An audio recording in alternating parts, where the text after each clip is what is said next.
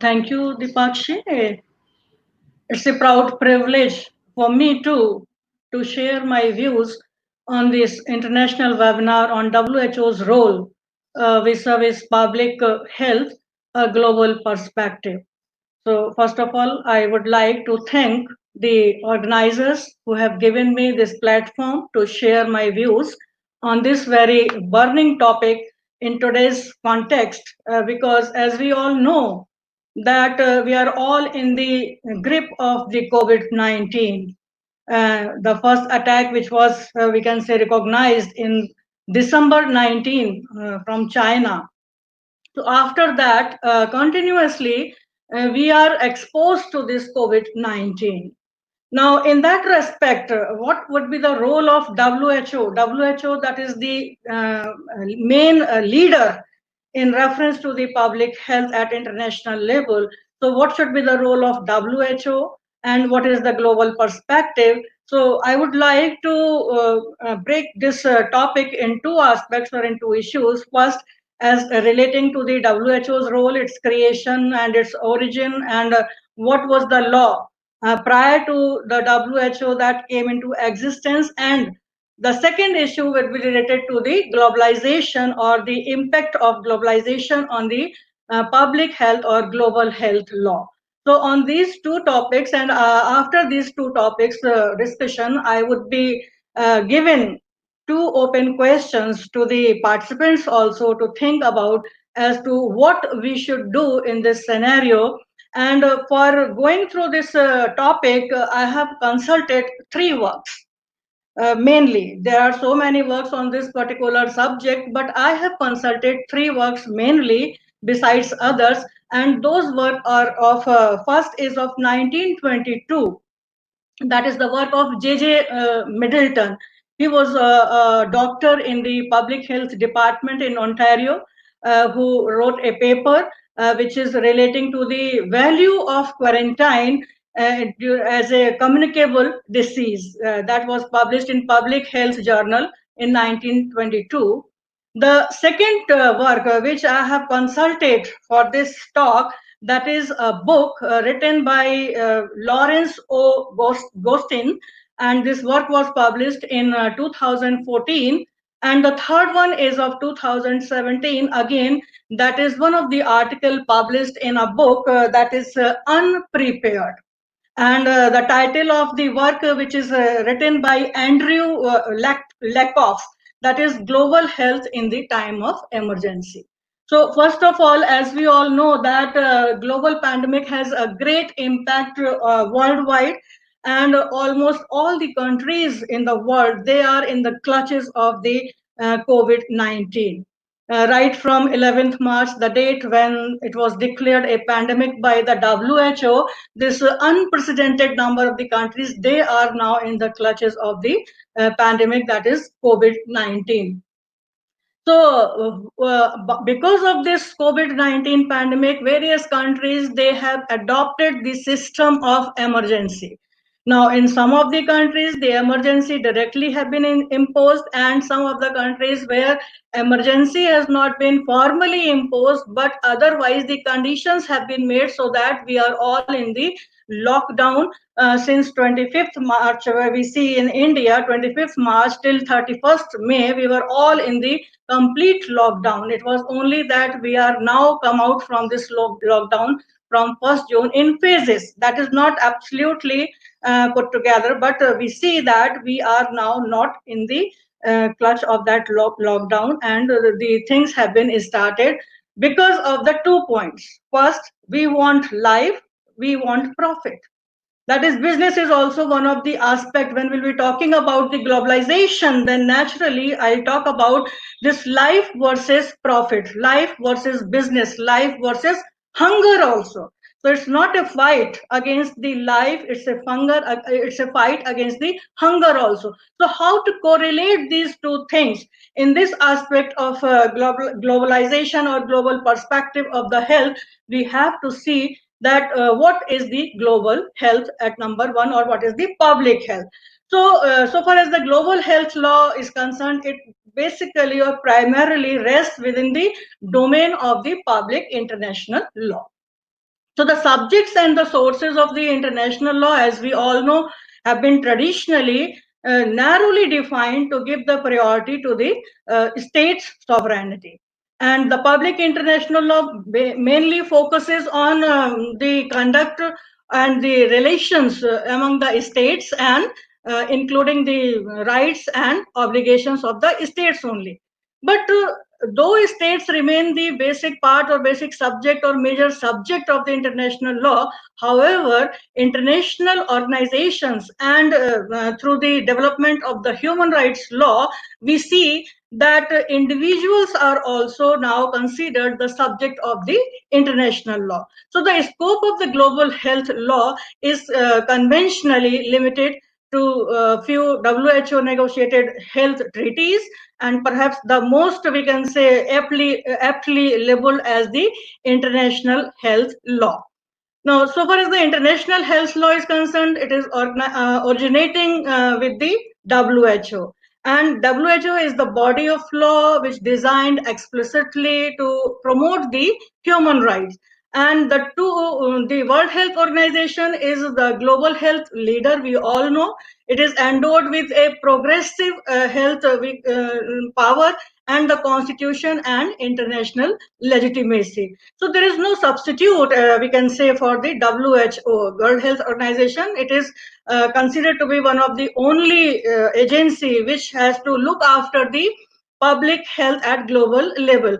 So because it has no other substitute, and it is not comparable normative powers and the influences also. So the WHO is a specialized United Nations agency with an expansive mandate and unequal expertise, because it's not only the United Nations that it is supporting, but it is being supported financially as well as expertise also from some international government NGOs, as well as from the other parties, private parties also. So it has having various unequal expertise in reference to its medical and health issues.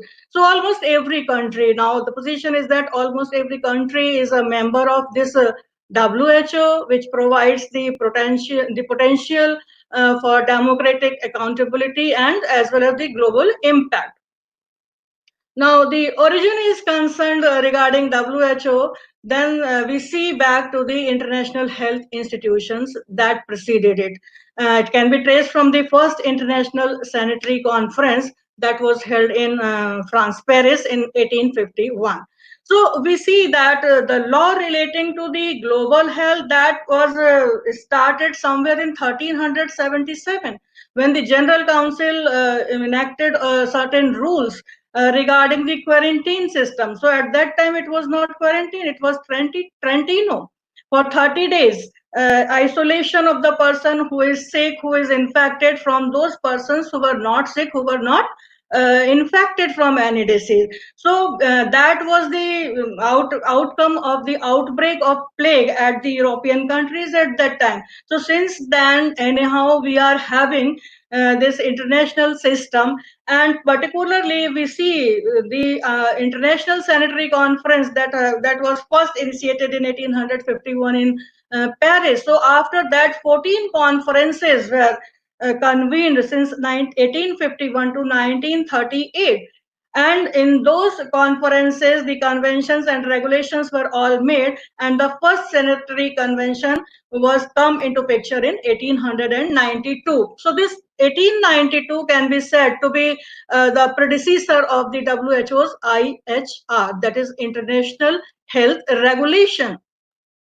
Now, so far as the creation of WHO is concerned, as the organizing director also put some light on this creation of the WHO, we all know that United Nations was established in the response of the horror of the World War of Second, and one of its primary function was the protection of global health. So in 1945, the United Nations Conference on the International Organization in San Francisco unanimously approved the creation of a specified health agency. And February 15th, it was 1946, that the newly constituted United Nations Economic and Social Council called for an international conference to consider how to create an agency. So to create an agency, this was convened, and a meeting on 19th June 1946, wherein we see that 61 delegates of various countries who were at that time the member of this United Nations also. So they all convened the meeting of International Health Conference, and they come out with the World Health, or of this World Health Organization Constitution, and which is said to be the Bible of the World Health Organization, or the Magna Carta of the World Health Organization. So, at the first, we can say specialized UN agency is WHO, and the constitution of the WHO entered into force on April 7th, 1948. And when this required ratification of 26 countries was there, so that date was the date when this WHO constitution came into existence. And this 7th April 1948, when this constitution came into force of WHO, that is now being celebrated and commemorated as the World Health Day also. So we see that the WHO constitution expresses the universal aspiration that health is basic to happiness, harmonious relations, and security of all the persons. And in that respect, we see that WHO's concept of 1951, that the Assembly had adopted the International Sanitary Regulations as the WHO Regulations number 2. It was renamed in 1969, and now it is known as the International Health Regulation. So, without going into detail the structure as to how the WHO works through its various agencies, whether it be World Health Assembly, Executive Board, its regional offices, and its secretariat. So, in all these systems that work, and the WHO Constitution's first article, that is very important for the purpose of understanding the role of WHO, is that its bold mission, which is given under Article 1 of the Constitution of WHO, as well as the preamble, also defines health as a state of complete physical, mental, and social well-being, and not merely the absence of the disease or infirmity. And the attainment of health by all the persons is of the highest possible level. That is the main preamble or the focus of the WHO, and thereby this WHO is working towards making this mission a reality, a truth, and working on that mission, that the public health has to be maintained anyhow.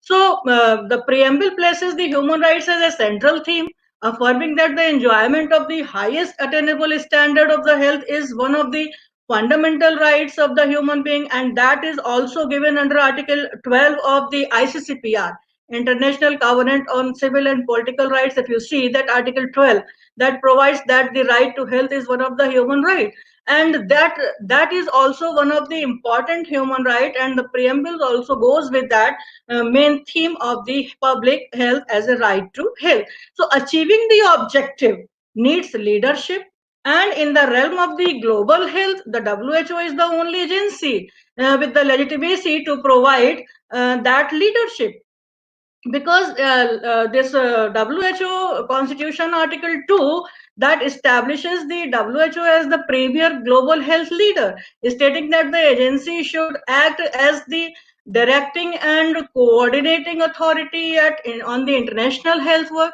So working on the close collaboration with the United Nations agencies and national health ministries and professional organizations, this is all there.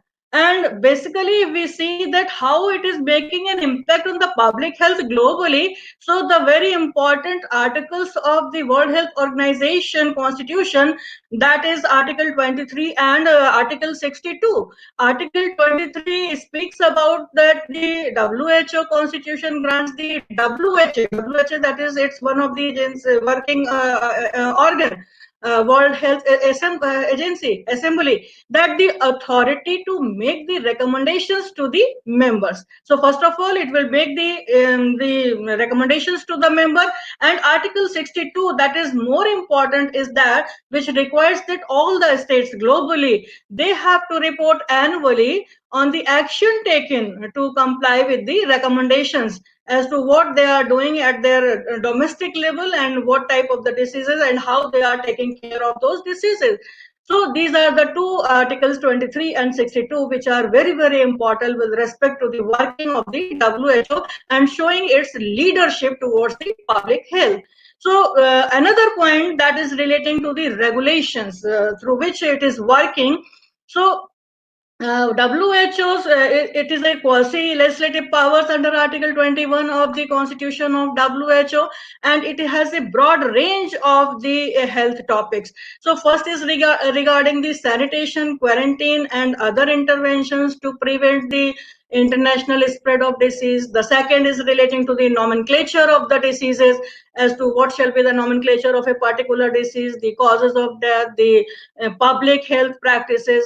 The third area where which it has to work, that is the standard for the diagnostic procedures for international use. And finally, the standards relating to the safety, purity, and we can say potency of the biological and pharmaceutical products, and which includes also, as I have given the example that I will be discussing at the last point, globalization, the impact, the profit and the economy and the business, etc., relating to the health issues, that is moving an international commerce, as well as the advertising and labeling the products. So under this power of Article 21, there are two regulations which have been adopted by the WHO. The first is known as the nomenclature regulations, and Article 2 specifically empowers the WHO to establish and revise the international nomenclature of various diseases.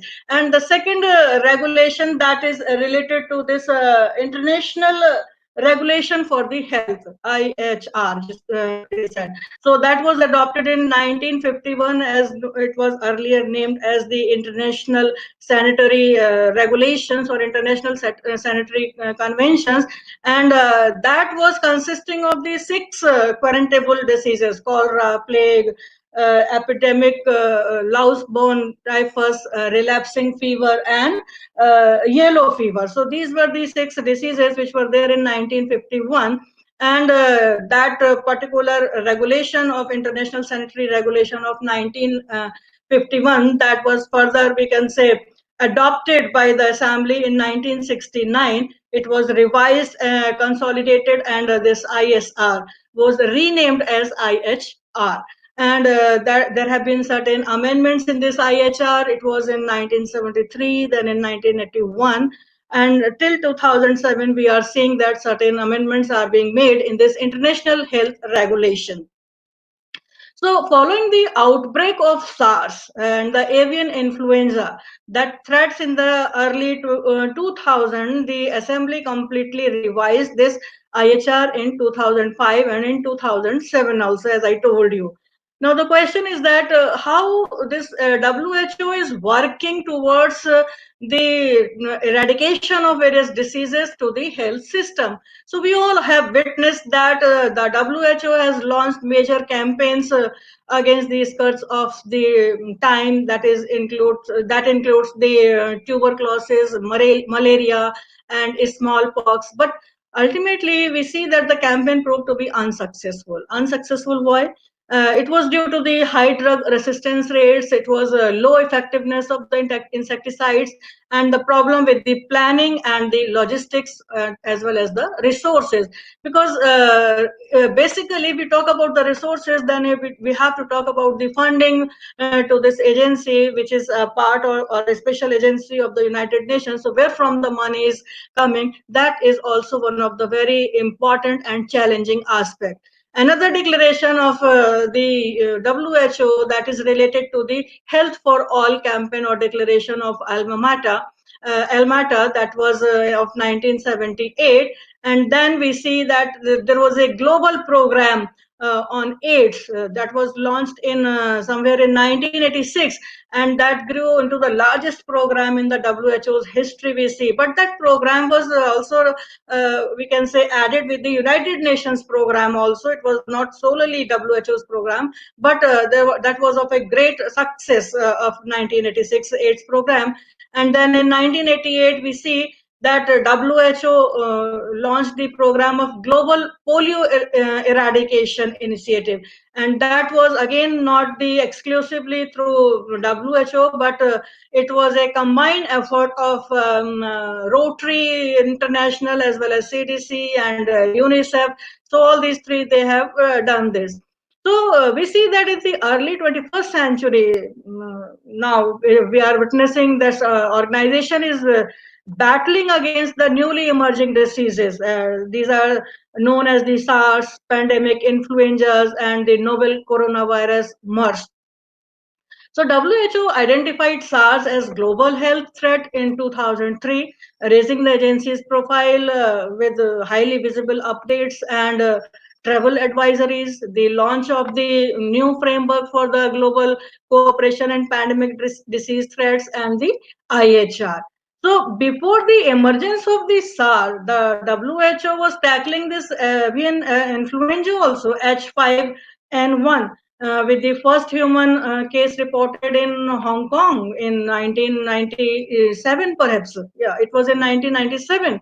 So while the WHO was triumphed diplomatically with the successful negotiation of the this preparedness of the influenza pandemic framework and the revised IHR, its leadership was considered to be in operation of these norms, and that has been put on the test at the time of the MERS, that is Middle East Respiratory Syndrome, novel coronavirus that is called. And it was first reported in Saudi Arabia in 2012. And MERS has not demonstrated, we can say, sustained human to human transmission, but it was having a very high fatality rate among the laboratory confirmed cases. So, where we find that IHR, International Health Regulation, that is having one of the provision under which the global communication and transparency during disease events are the fundamental principles. Under this IHR, WHO members must notify and share the information regarding health emergency of international concern, and this novel coronavirus is clearly a reportable item under the IHR. But here we see that the government has not informed, Saudi Arabia government has not informed the WHO, and WHO has not taken any step, and it could not because of certain, we can say, sanction behind that. So these are the concerns which reminiscent of the China also, which received the failure, promptly reports the SARS, and which provided an impetus, we can say, to the revision of various IHR regulations, and that has posed one of the issue of virus sovereignty also, that who owns Mars. So, for this, the work of Lorenzo Gostin, that is Global Health Law of 2014, that is very important, which has highly focusing on this viral sovereignty, which speaks that in 2007, when Indonesia claimed the sovereignty over influenza, that is H5N1 samples under the international law, Convention on the Biological Diversity, known as the CBD, which recognizes that countries have sovereign control on biological resources. So it is found there with their territories. So Saudi Arabia was not formally claiming the sovereignty over Mars samples, but it has insisted on its legal right to control the sharing of the virus. And we see that there are so many virus outbreaks also, like H1N1 in 2009, Ebola in 2014, SARS, plague, Spanish flu, MERS, and then this is influenza A of H5N1. And very latestly, we have seen that the Zika, ZIKA virus in Brazil in 2016. So all these, we can say, virus outbreaks, including this COVID-19, has put a great, we can say, criticism over this WHO's role on, or its leadership on the public health or maintaining the public health. So how to cope with this leadership of the WHO with that of the public health? So we have to consider the second issue of this global health aspect, that is the impact of globalization or global health perspective. So we all know that globalization can be understood as a process wherein which is characterized by the changes in the range of social spheres, which includes the economic, political, technological, cultural, as well as environmental areas. And globalization is restructuring the human societies. It is, we can say, ushering new patterns of the health and diseases. Every time we are witnessing new types of the health, new characteristics in the health issues, and it is reshaping the determinants of the health of the individual concerned. So the globalization of trade and investment, and travel and migration, information and communication, all these had a culture and a different lifestyle in obscuring the traditional boundaries of the national as well as international health scenario. So globalization has brought enormous opportunities for prosperity as well as the serious risk to the health and safety.